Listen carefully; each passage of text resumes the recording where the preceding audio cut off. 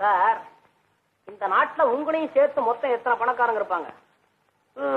என்ன ஒரு 40-45 பேரு இருப்பாங்க. இந்த நாட்டினுடைய ஜனத்தொகை என்ன? அது வதவதன்னு இருக்கு. நிமிஷத்துக்கு 20 குழந்தைங்களை பேக்குறாங்களா? படிச்சிருக்கிறேன். நான் கணக்கு சொல்றேன். 45 கோடி மக்கள்.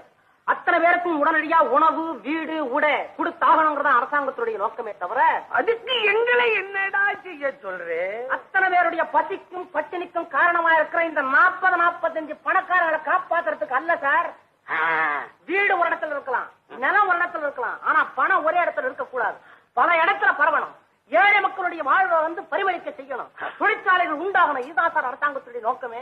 முடிவாய் போயிட்டா பாருங்க, அரிசி கிடைக்கிறாங்கிறதுக்கு ஜனங்களே உள்ள பூந்து எடுத்துட்டு போனாங்கல்ல, அதே தப்பு இந்த பண விஷயத்துல ஏற்பட்ட கூடாதுங்கிறதுனாலதான் அரசாங்கமே உங்களுக்கு பாதுகாப்பா இந்த ஏற்பாடு செஞ்சு வச்சிருக்கு. என்னமோ பாதுகாப்புன்னு நீ சொல்ற. இது ரிஷிகள் பிறந்த நாடு, முனிவர்கள் பிறந்த நாடு.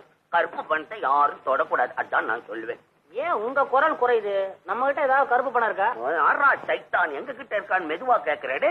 நாங்கள் ராஜாக்கள் பரம்பரை எக்கச்சக்கமா சேர்த்து வச்சிருக்காங்க. அப்பேன் பாட்டேன் பூட்டனை போய் கேளுங்கடா. எங்களை ஏன்டா கேக்குறீங்க? பெரிய தொல்லையா இருக்கு உங்களோட. சரி, நான் இப்ப கேட்கல. பணக்காரன் இனிமே தூங்க முடியாது போல் இருக்கு.